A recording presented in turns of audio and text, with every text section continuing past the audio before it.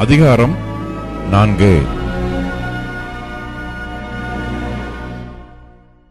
சிறையிருப்பிலிருந்து வந்த ஜனங்கள் இஸ்ரவேலின் தேவனாகிய கர்த்தருக்கு ஆலயத்தை கட்டுகிறார்கள் என்று யூதாவுக்கும் பென்யமீனுக்கும் இருந்த சத்துருக்கள் கேள்விப்பட்டபோது அவர்கள் செருபாபேலிடத்துக்கும் தலைவரான பிதாக்களிடத்துக்கும் வந்து, உங்களோட கூட நாங்களும் கட்டுவோம், உங்களைப் போல நாங்களும் உங்கள் தேவனை நாடுவோம், இவ்விடத்துக்கு எங்களை வரப்பண்ணின அசீரியாவின் ராஜாவாகிய எசரத்தோன் நாட்கள் முதற்கொண்டு அவருக்கு நாங்களும் பலியிட்டு வருகிறோம் என்று அவர்களோட சொன்னார்கள்.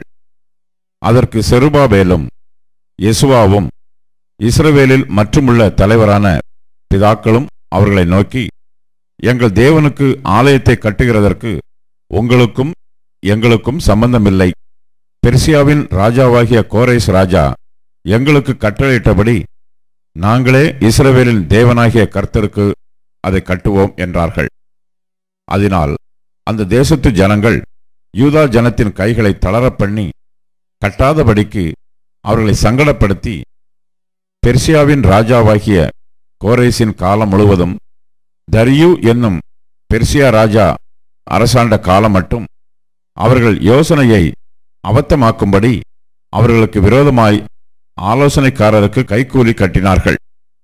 அகாஸ்வேரு அரசாளுகிற போது அவனுடைய ராஜ்யபாரத்தின் துவக்கத்திலே யூதாவிலும் எருசலேமிலும் குடியிருந்தவர்களுக்கு விரோதமாக பிரியாது எழுதினார்கள். அர்தசஷ்டாவின் நாட்களிலும் பிஸ்லாமும் மித்ரேதாத்தும் தாபயேலும் மற்றுமுள்ள அவர்கள் வகைராவும் பெர்சியா ராஜாவான அர்தசஷ்டாவுக்கு ஒரு மனு எழுதினார்கள். அந்த மனு சீரிய எழுத்திலும் சீரிய பாஷையிலும் எழுதியிருந்தது. ஆலோசனை தலைவனாகிய ரெகூமும் கணக்கனாகிய சிம்சாவும் எருசலேமுக்கு விரோதமாக அர்தசஷ்டா என்னும் ராஜாவுக்கு எழுதின மனுவிலே கையொப்பம் போட்டவர்கள் யாரென்றால், ஆலோசனை தலைவனாகிய ரெகூமும் கணக்கனாகிய சிம்சாயும் மற்றுமுள்ள அவர்கள் வகைராவாகிய தீனாவியர், அபர்சாத்தியர், தர்பேலியர், அப்பார்சியர், அட்கேவியர், பாபிலோனியர், சூஷங்கியர், தெகாவியர், ஏலாமியரானவர்களும் பெரியவரும் பேர் பெற்றவருமான அஸ்னாப்பார் அவ்விடங்களிலிருந்து அழைத்து கொண்டு வந்து சமாரியாவின் பட்டணத்திலே குடியேற பண்ணின மற்ற ஜனங்களும் நதிக்கு இப்பால இருக்கிற மற்ற ஜனங்களுமே. அவர்கள் அர்தசஷ்டா என்னும் ராஜாவுக்கு அனுப்பின மனுவின் நகலாவது, நதிக்கு இப்புறத்தில் இருக்கிற உமது அடியார் முதலானவர்கள் அறிவிக்கிறது என்னவென்றால், உம்மிடத்திலிருந்து எங்களிடத்திற்கு வந்த யூதர் எருசலேமிலே கூடி கலகமும் பொல்லாப்புமான அந்த பட்டணத்திற்கு அஸ்திபாரங்களை இணைத்து அதன் மதில்களை எழுப்பி கட்டுகிறார்கள் என்பது ராஜாவுக்கு அறியலாவதாக. இப்போதும் இந்த பட்டணம் கட்டப்பட்டு அலங்கங்கள் எடுப்பிக்கப்பட்டு தீர்ந்தால் அவர்கள் பகுதியையும் தீர்வையையும் ஆயத்தையும் கொடுக்க மாட்டார்கள். அதனால் ராஜாக்களின் வருமானத்திற்கு நஷ்டம் வரும் என்று ராஜாவுக்கு அறியலாவதாக. இப்போதும் நாங்கள் அரமனை உப்பு தின்கிறபடியினால் ராஜாவுக்கு குறைவு வர பார்த்திருக்கிறது எங்களுக்கு அடாத காரியம். ஆகையால் நாங்கள் இதை அனுப்பி ராஜாவுக்கு தெரியப்படுத்துகிறோம். உம்முடைய பிதாக்களின் நடபடி புஸ்தகங்களில் சோதித்து பார்க்க உத்தரவாக வேண்டும். அப்பொழுது இந்த பட்டணம் கலகமும் ராஜாக்களுக்கும் சீமைகளுக்கும் நஷ்டமும் உண்டாக்குகிற பட்டணம் என்றும் பூர்வ காலம் முதல் கலாதி உள்ளதாயிருந்தபடியினால் இந்த பட்டணம் பாழ்கடிக்கப்பட்டது என்றும் அந்த நடபடி புஸ்தகங்களில் கண்டறியலாம். ஆகையால் இந்த பட்டணம் கட்டப்பட்டு இதன் அலங்கங்கள் எடுப்பிக்கப்பட்டு தீர்ந்தால் நதிக்கு இப்புறத்திலே உமக்கு ஒன்றும் இராதே போம் என்பதை ராஜாவுக்கு அறியப்படுத்துகிறோம் என்று எழுதி அனுப்பினார்கள்.